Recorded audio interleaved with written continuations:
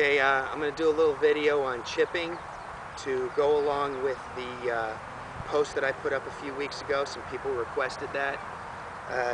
Chipping is a very individual thing, but there are some fundamentals that are kind of universal that will help pretty much everybody.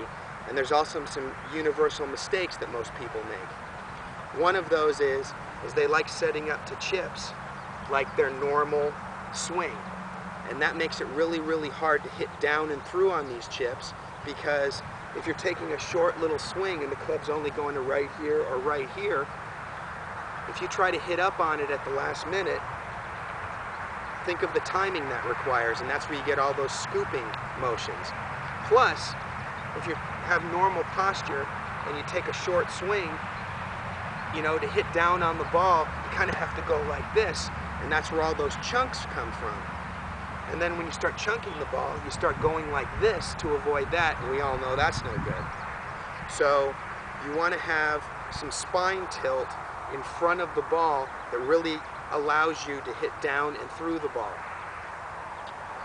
The next thing is the motion.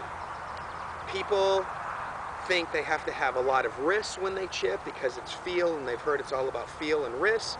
Some people say you need to take all your hands out of it.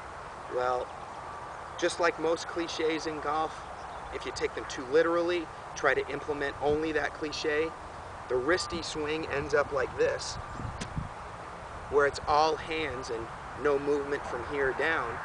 Or the no wrist swing, which is a long, choppy, unrhythmical putting stroke, I guess is the only thing you could call it. But neither one of those are really good.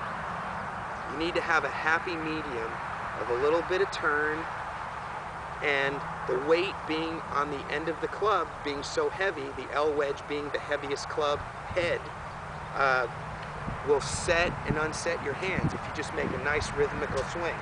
You can see the weight of the club sets, the weight of the club unsets. So there's really not anything you have to actively do except for just make a nice little in-sync little mini golf swing.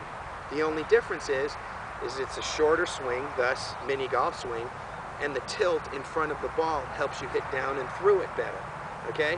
So to add one more thing, this is a personal thing, you may or may not use this, I like to have an open stance. And the reason why I think that helps is that your hips are already out of the way and allow your upper body and hands to swing freer without having to rotate them too quickly to get them out of the way. That makes it easier to swing and sink. And I also like to adjust the width of my stance according to how far I'm going to hit it. I don't say, okay, 22 yards, it's like this, 38 yards, it's like this. I just kind of like look at the pin and say, I'd like to stand about like this, okay? And then you just make a nice, relaxed, rhythmical little mini golf swing, allowing the club to release and everything to work together in sync. See? Not that hard.